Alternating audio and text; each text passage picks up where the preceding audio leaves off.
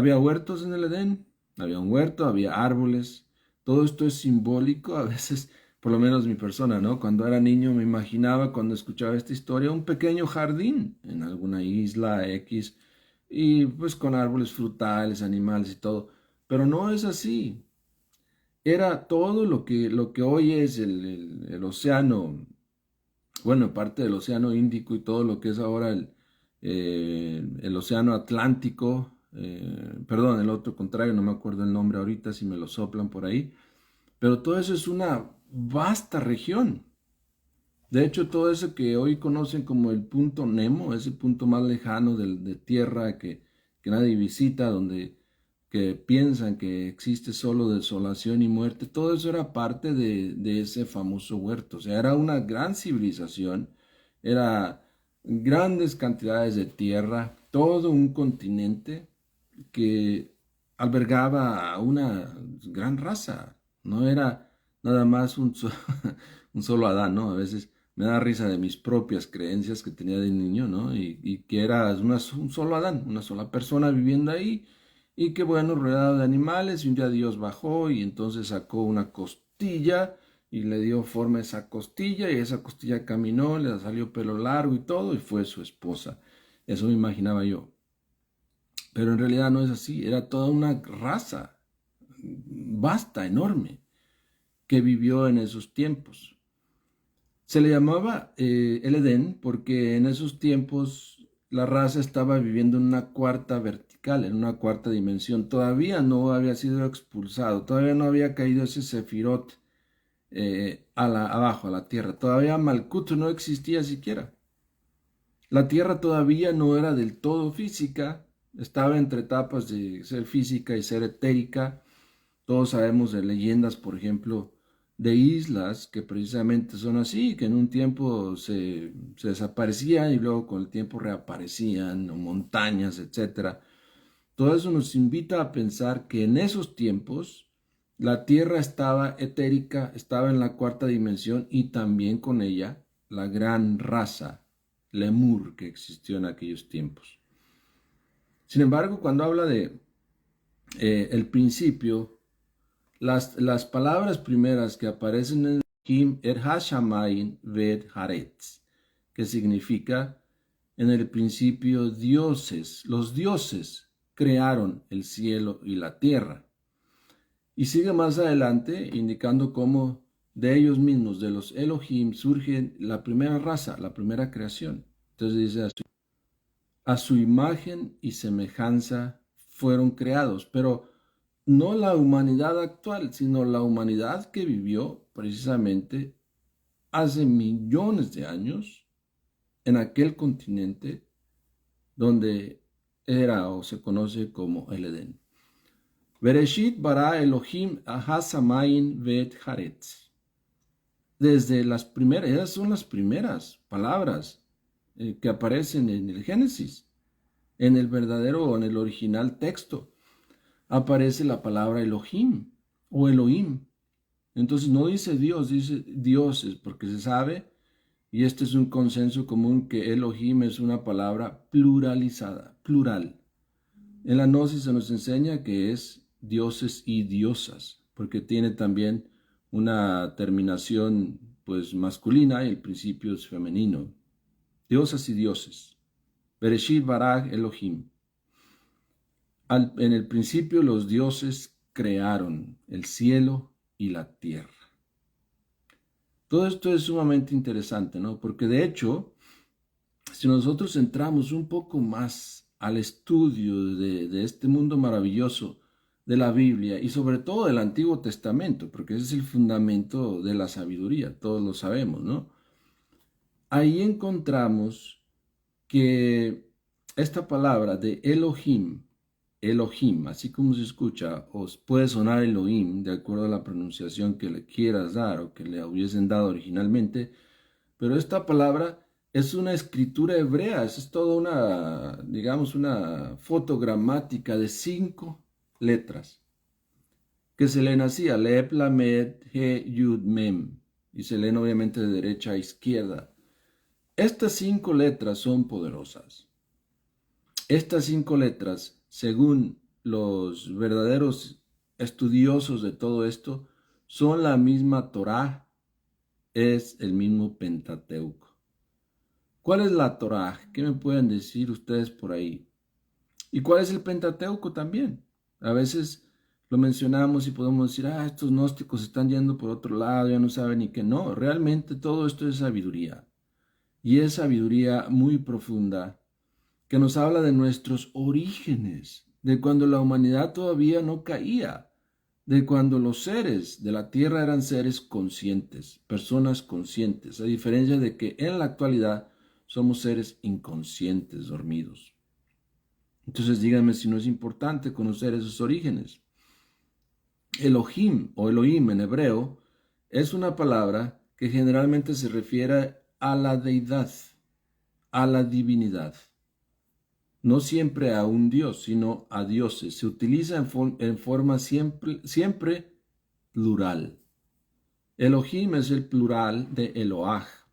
Entonces, si quieres decir Eloah, puedes decir Elohim. Eloah por sí significa macho-hembra, hombre-mujer. Las dos almas, la masculina y la femenina, en una forma elevada. Entonces, Elohim es la constitución de todos los machos hembras, de todos los dioses y diosas del universo, cuando emanan del Ein Sof y se convierten en el Ein Sof Aur, dando el origen a los mundos, planetas, todo lo que existe en la creación. Entonces Eloah es lo mismo, pero se refiere a un Elohim o a un dios diosa, a un hermafrodita. Elohim es la suma de todos ellos, por eso es plural, por eso es dioses y diosas. Mas este está relacionado con dioses, como ya sabemos, dado que es utilizada también en el Tanaj como una forma de referirse a Jehová. Los eruditos indican que dicha expresión es utilizada en los textos como un plural majestático o superlativo de Dios, es decir, dioses. En el Génesis 2.4 nos dice, estos son los orígenes de los cielos y de la tierra cuando fueron creados el día en que Elohim, Jehová, hizo la tierra y los dioses. Se enfatiza una vez más Elohim, Jehová, Yod-He-Vav-He, las 4 letras, como ya decíamos, que forman también la pentalfa y que vienen a ser, obviamente, el Pentateuco. ¿Qué es la Torá? Hablamos de eso. La Torá, que no debe confundirse con el Tanaj o la Tanaj, que en su conjunto pues es la Biblia, ¿no? La Torá es en hebreo es la instrucción, la enseñanza, la doctrina que viene contenida en la compilación de los primeros 5 libros de la Biblia hebrea. Si queremos los nombres, ya los conocemos, bueno, y si no hay que conocerlos, Génesis, Éxodo, Levítico, Números y Deuteronomio. Esos 5 libros forman ese Pentateuco en el cual está contenido maravillosamente la Torá, la enseñanza. Qué es maravilloso todo esto. Y todos debemos descubrirlo dentro de nosotros. El Pentateuco, digamos, es la relación que se hace ya en el cristianismo actual, y viene a ser pues lo que es el mismo Torá en la antigüedad. Así que esos libros primeros, esos 5 libros, fueron escritos por lo que es, o por quien fue y es Moisés, quien es un maestro autorrealizado, inmortal, según lo dice el gran maestro Samael Aun Weor. Interesante todo esto. Entonces, estos árboles, para todo este preámbulo, podríamos decir, es para darnos a entender que hay un gran contenido esotérico en la cuestión de los 2 árboles, es decir, el tema que nos trae hoy, esta noche, a platicar con ustedes. Pero antes de ver esas 2 partes, ¿no? O esos dos árboles, desde el punto de vista gnóstico, 100%, vamos a contestar una pregunta muy importante que nos comparte Nick Aguilera. Solo esa vamos a responder por ahora. Y nos dices, ¿quién creó el ego? Esa es una buenísima pregunta. Y tenemos que decir y ser enfáticos en que cada esencia nuestra, cada esencia en cada criatura humana, porque todas las criaturas tienen esencia, ¿sí? Y es eso que le inyecta vitalidad a la persona y proyecta la vida para sí. Pero los seres humanos no somos lo físico, ni la mente, ni el corazón, ni las emociones, somos la esencia, y la esencia es como una radiación, como electricidad. En síntesis, el ser humano es electricidad, ¿ok? Esa es la esencia humana.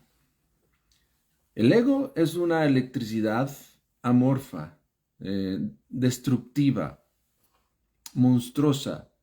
Es una debilidad de la misma esencia. En su momento tú y todos nosotros nos presentan ante situaciones tentadoras, ¿no? Por usar ese término.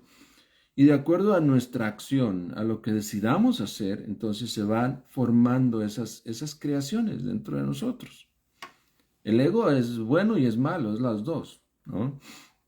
Es degenerativo, entonces es básicamente el ego es energía desviada que deviene de la misma desobediencia o descuido de la esencia por estar atento o estar alerta. Entonces, el ego se va a desarrollar si nosotros vivimos inatentos, si vivimos una vida descuidada, si vivimos en la pereza, etcétera, etcétera. Si no nos preocupamos por trascender el estado en que estamos, el ego y diferentes ramas y variaciones del ego se van a formar y se han venido formando. Ese ego también tiene raíces muy profundas en los 4 reinos de la naturaleza, en el reino vegetal, en el reino animal, en el reino mineral y obviamente en el reino humano. Tiene sus raíces en todos ellos. ¿Por qué? Porque cuando la esencia viene en evolución por esos reinos, desde el mineral hasta el humano, en el cual estamos ahora, tiene que colectar, por decir de alguna manera, elementos animales, instintivos que necesita para la vida. Entonces ahí aprende ciertas costumbres que viene proyectando en su vida que son egoicas. Por ejemplo, cómo se reproducen los animales, pues a través de la fornicación. Entonces, cuando esa esencia animal evoluciona y llega a la tierra, trae esas costumbres que son egoicas, obviamente degenerativas. Entonces tiene que luchar contra todo eso. Pero en cualquier nivel de conciencia, la esencia tiene la posibilidad de hacer las cosas diferente. Esperamos que eso haya ayudado a tu inquietud. ¿Quién creó el ego? Cada uno de nosotros creamos el ego. Bien, entonces vamos ahora a la cuestión de los 2 árboles. El maestro Samael Aun Weor nos dice que los 2 árboles son el árbol de la ciencia del bien y del mal y el árbol de la vida. ¿Okay? La ciencia del bien y del mal y el árbol de la vida. El árbol de la ciencia del bien y del mal es el sexo, la sexualidad. Y este árbol del conocimiento está representado por los órganos sexuales. También se le llama a veces el árbol del conocimiento del bien y del mal o el árbol de la ciencia del bien y del mal. El árbol de la vida es el ser y está representado por nuestro cuerpo físico en la columna vertebral, en la médula, para ir más al fondo, ¿no?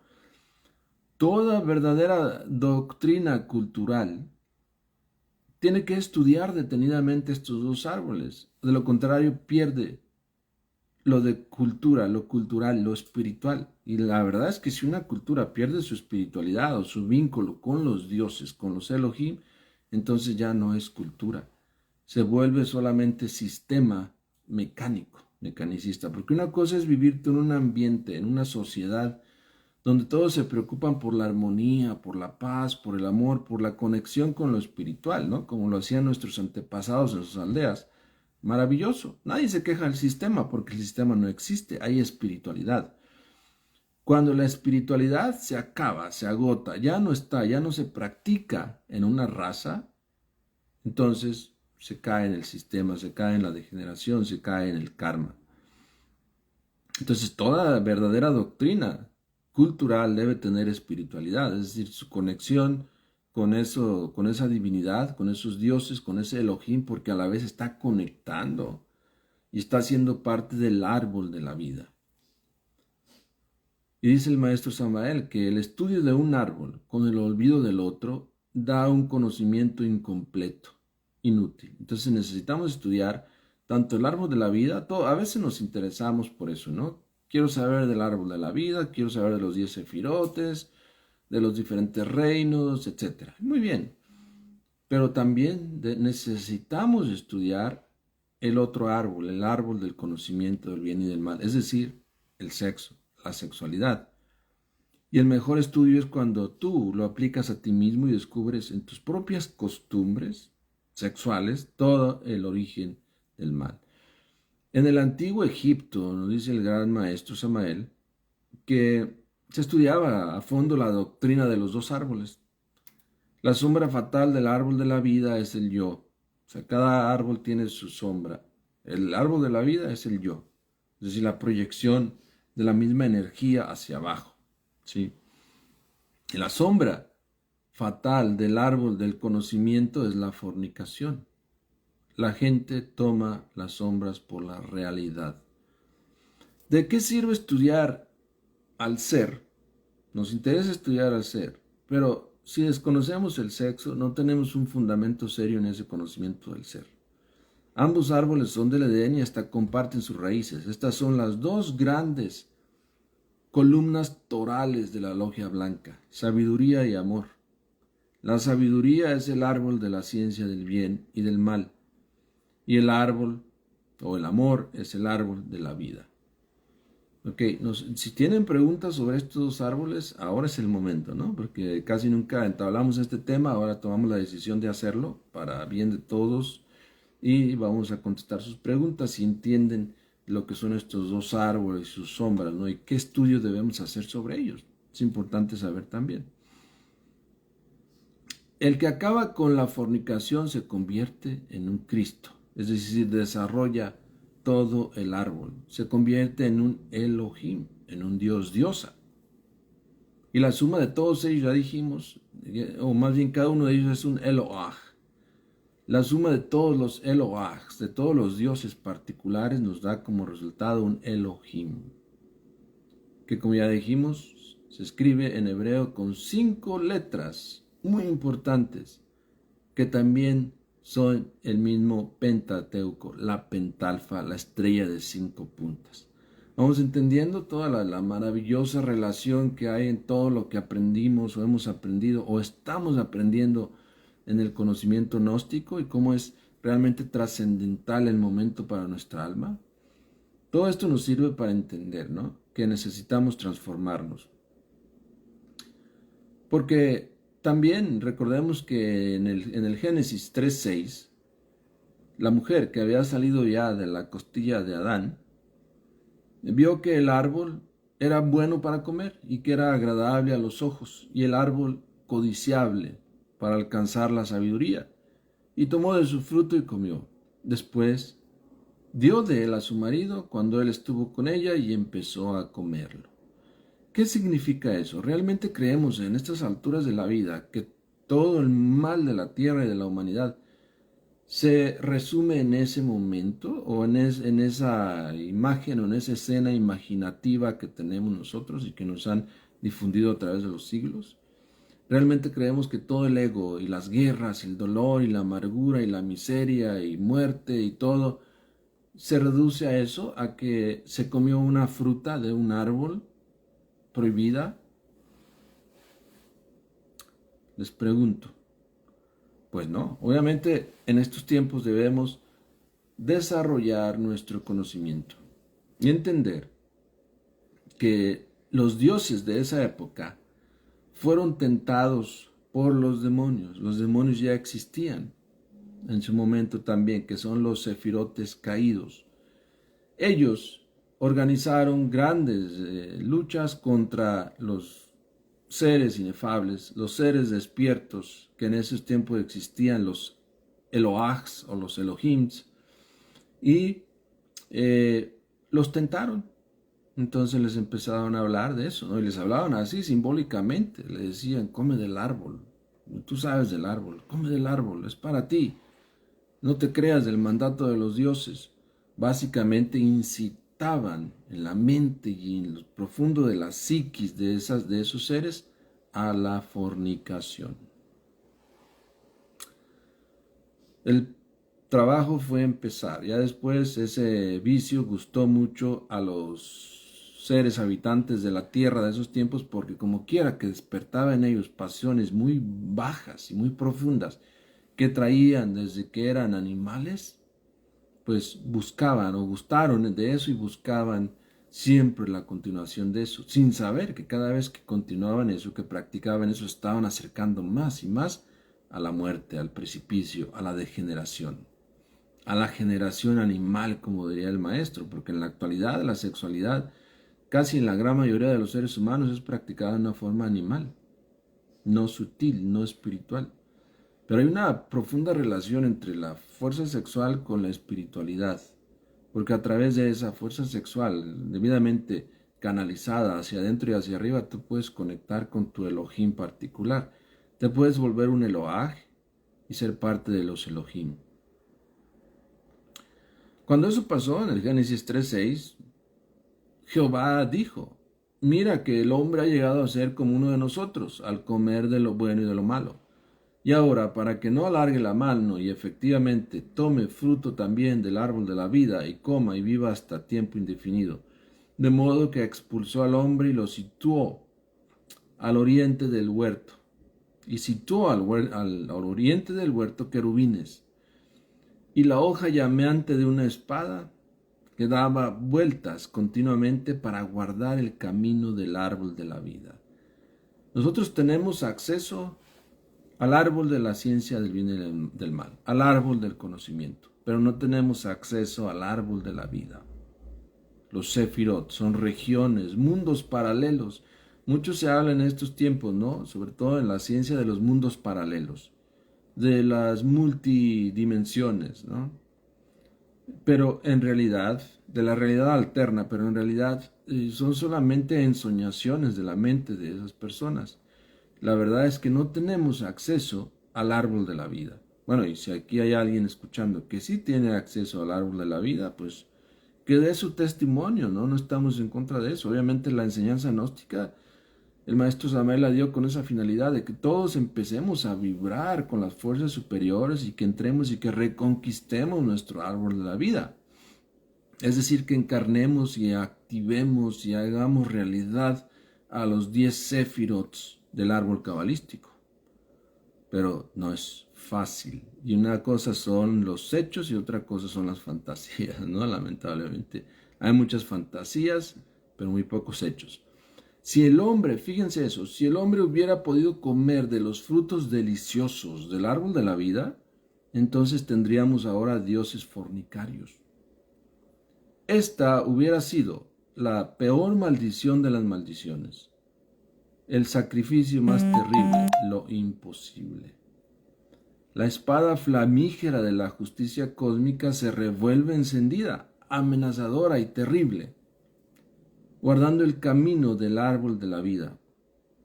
Entonces, nadie puede entrar, tomar el camino del árbol de la vida, es decir, encarnar los 10 séfirots, si no trabaja con la sexualidad.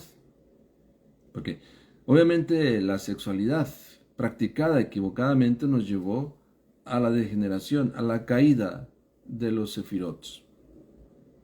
Ahora, reiniciar ese proceso, abrir esos chakras y esas iglesias en nuestra columna y encarnar al ser y ser realmente un árbol verdadero, pues nos va a costar mucho trabajo. De hecho, ¿no? Esto podría ser un adelanto para los días que vienen de Navidad y eso.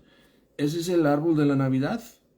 Cuando alguien nace por segunda vez en esas regiones, porque hay que nacer en esas regiones también con la creación de los cuerpos solares, entonces poco a poco y la encarnación de la luz, de la divinidad en uno, del Logos, se prenden esas luces simbólicas del árbol de la vida. Por eso es un pino, ¿no? Y el pino es el árbol de la era de Acuario. Pero necesitamos trabajar sobre nosotros mismos con el árbol del conocimiento, del bien y del mal. Voy a ver sus preguntas, sus comentarios, a ver si hay algo que debamos contestar y si no los invitamos a seguir compartiendo. Es muy importante que sepamos guiarnos en estos tiempos difíciles con la enseñanza gnóstica. La enseñanza gnóstica nos ofrece grandes posibilidades, eso es obvio, lo hemos comentado muchas veces. Solo hay un problema, que hay que ponerla en práctica. Y a veces no sentimos las ganas, la energía para hacer las prácticas, siendo honestos, ¿no? Pero les voy a decir algo, realmente cuando se forma o uno forma parte de grupos más cerrados, más dedicados en sí al trabajo, en síntesis, entonces sí sientes ganas de practicar. Entonces sí llevas a cabo las prácticas y vas viendo resultados en ti mismo. Porque la gnosis es cuestión de practicar y resultados. ¿Quieres resultados sin practicar? No los vas a encontrar. Bien, vamos a ver qué nos dicen. Nika Aguilera dice, ¿cómo se sabe cuando ya se abre una iglesia? Esas son palabras para un iniciado. Cuando se abre una iglesia, el iniciado lo sabe. Y quien lo sabe, nadie lo va a divulgar, porque son vivencias muy especiales. Pero sí podemos decir cómo puedes abrir esa iglesia. Después de años y años de estar practicando el arcano AZF, entonces tú puedes abrir esas iglesias internas. Se abren primero los chakras. Y los chakras son vórtices de energía, magnetismo que está en nuestro cuerpo, en nuestros cuerpos, de hecho. De hecho, tienen su base en el cuerpo astral y de ahí cubren nuestros cuerpos físicos y cuerpos superiores. Los chakras son como canales o más bien como bases donde los canales de energía de logos vienen y llegan a nosotros y nos dan la vida, la vitalidad, etc. Entonces la pregunta es, ¿cómo abrir estos chakras para que en su momento, en el proceso de iniciación, se conviertan en iglesias? Transmutando la energía creadora. Vamos a ver. ¿Cuál es, Miguel Vargas, preguntas? ¿Cuál es la manera correcta de transmutar la energía sexual? ¿Sería mucho detalle? Los invitamos, el maestro Samael nos dice, ¿no? Imitium virilis vaginam sin ejaculation seminis. Digamos que esa es la base fundamental, pero cómo se hace el trabajo y todos los pormenores en los grupos cerrados, estudiamos todo eso con mucho gusto. Ok, el fruto del pino tiene algo que ver con la glándula pineal, venerado por muchas doctrinas, efectivamente, y hay una práctica que está en nuestra página, la nueva era de acuario.org, que tú puedes hacer con el pino y te regenera tu glándula pineal, efectivamente.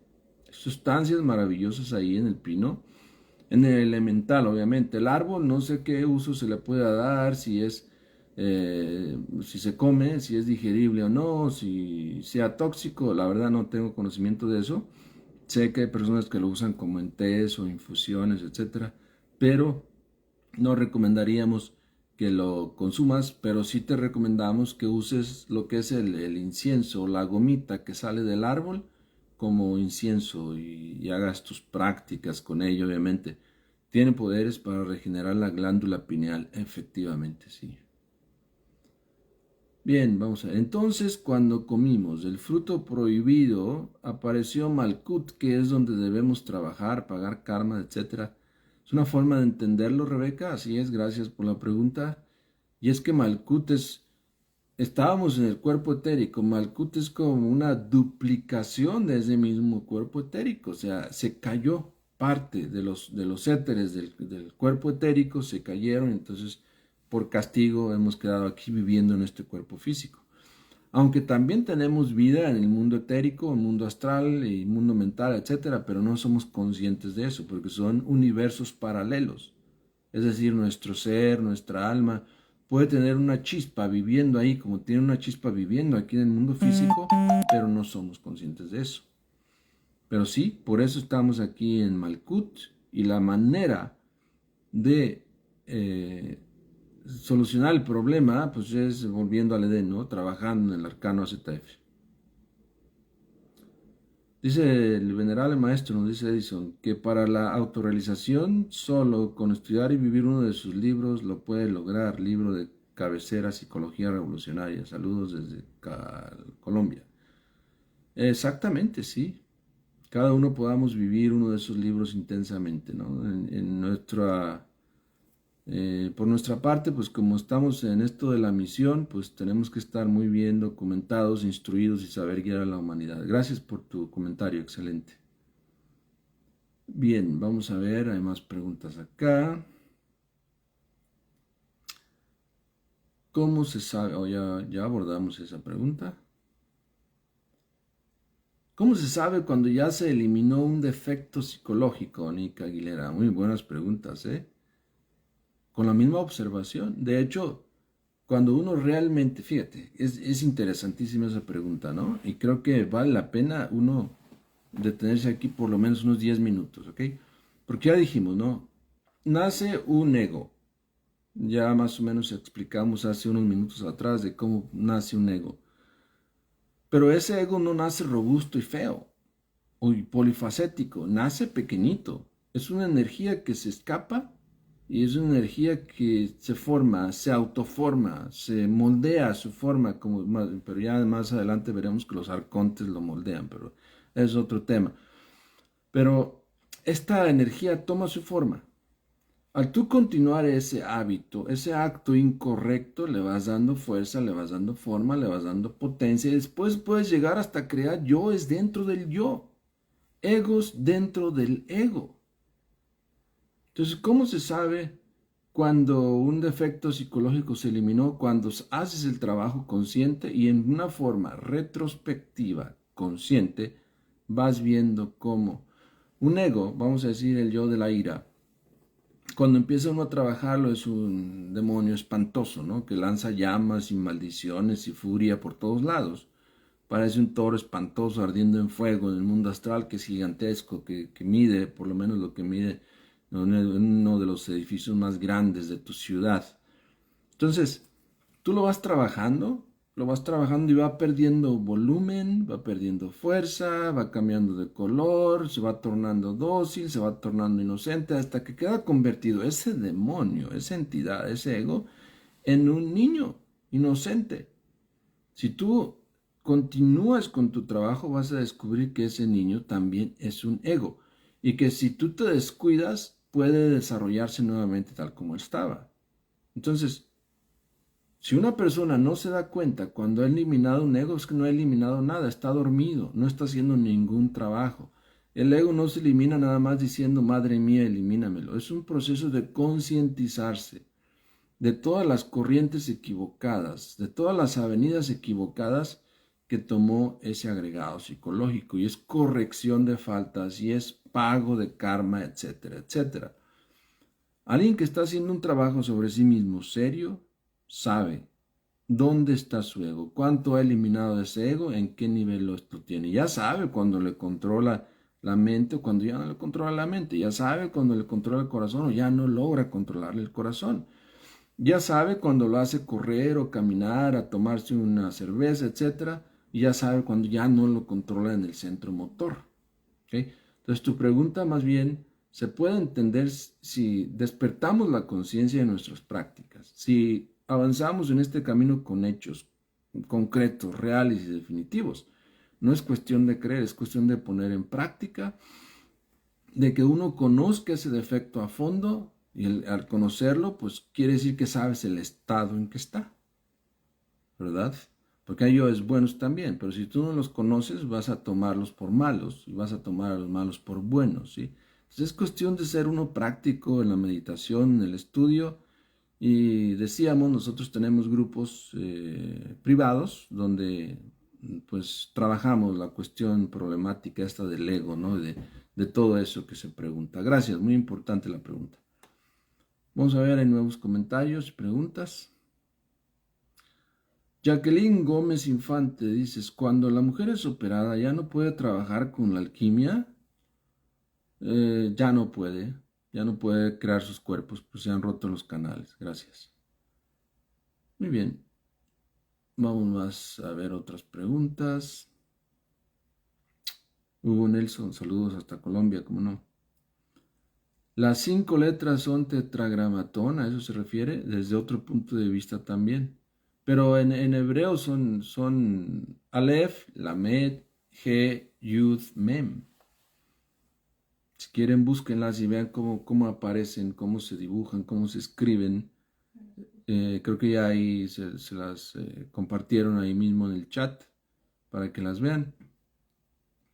En el fondo, pues el tetragramatón, igual, la estrella de 5 puntas, pues vienen a dar lo mismo, a formar lo mismo, ¿no? Pero es Elohim, Elohim. Saludos hasta Perú. Bueno, arriba hay puros saludos, no veo preguntas. Bueno, preguntabas Nick, ya respondimos. ¿Cuál era la diferencia entre la Torá y el Pentateuco? Ya respondimos a eso. Y arriba solo veo saludos a México y a todos los países. Muy bien, yo creo que todos estos temas nos orientan, ¿no? Nos orientan en ese camino del despertar. Y obviamente para despertar tú tienes que recibir tu cerebro, tu mente, debe ser estimulada para buscar ese despertar. Cuando nosotros difundimos esta enseñanza, despertamos inquietudes para todos ustedes. Ese es el trabajo de los misioneros gnósticos, despertar, fomentar inquietudes en la gente para despertar. Y esta información nos sirve para todo eso. Pero llevar todo esto al sentido práctico, ¿no? Sinceramente, es cuestión de organizarse y es cuestión de trabajar en equipo. Siempre vamos a recomendarles que busquen una escuela gnóstica en su localidad. A veces es hasta válido, ¿no? Viajar 1 o 2 semanas para poder asistir, perdón, 1 o 2 horas para poder asistir a esas conferencias donde te van a dar un poco de sabiduría, de iluminación. Nosotros tenemos escuelas en Guanajuato, en Querétaro, en la Ciudad de México, donde hay misioneros, en Puebla, en Tlaxcala, acá en Estados Unidos también, donde hay personas que te pueden ayudar, orientar en tu camino hacia el despertar. ¿Qué pasa, dice, si no puedo transmutar? Preguntas Ignacio Fernández. Todos podemos transmutar. Lo que pasa es que hay etapas de la vida donde ya la persona no puede transmutar con una pareja, pero puede siempre solo transmutar, ¿no? Siempre ahí está el ejercicio del pranayama y otros que te ayudan a transmutar esa energía sexual y no perderla. Eduardo Reyes dices, ¿tenemos mente individual o existe la mente? Existe la mente. El problema de nuestra mente es que está dispersa por todo nuestro espacio psicológico. Cada pensamiento, cada recuerdo, cada equivocación, todo eso es una pérdida de energía mental. Existe la mente, pero no hay mente concentrada en nosotros. A través de la disciplina mental podemos concentrar esa mente. Y existe el mundo mental también. Cuando seamos capaces de crear un cuerpo mental, podemos vivir en el mundo mental, pasearnos por ahí también. Que dicen aquí, cuando ya casi se va a derramar la copa de Hermes, ¿en qué toca pensar en ese momento? En nada, simplemente concentrarse. Ahí el maestro Samael Aumbeor, en el libro del matrimonio perfecto, da instrucciones qué hacer. Por favor, refiérase ahí. A ver, dices, buenas noches, dices Feni Pineda. Tenemos una pregunta. El tetragramatón para protección, ¿cómo deben llevarlo en el cuerpo y de qué material debe ser? De preferencia de los 7 metales. Se debe llevar aquí en el pecho. Mi persona aquí lo trae con una medalla, en una cadena y siempre debe acompañarte. Y tiene tremendos poderes, quiero que sepan, el pentagrama, una vez que ya es consagrado.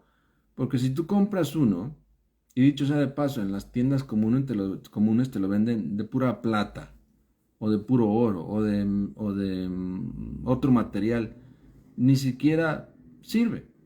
Que necesita por lo menos que sea de oro puro, pero es preferible que sea de los 7 metales, ¿no? Y una vez que ya lo tienes, hay que consagrarlo, es decir, darle vida a esos elementos para que realmente haga su trabajo, ¿no? Y eso solamente los misioneros gnósticos lo pueden hacer por ti. Make America Great Again, exactamente, es lo que decimos. Gracias, Eduardo Reyes. Bueno, ya veo que esperamos les haya servido esta información. Gracias y nos vemos la próxima semana. Sigan compartiendo, comuníquense con nosotros si tienen inquietudes de ser parte de un estudio más serio de la gnosis, más en privado, y si quieren ser misioneros gnósticos también. Siempre estamos nuevamente realizando cursos cada año.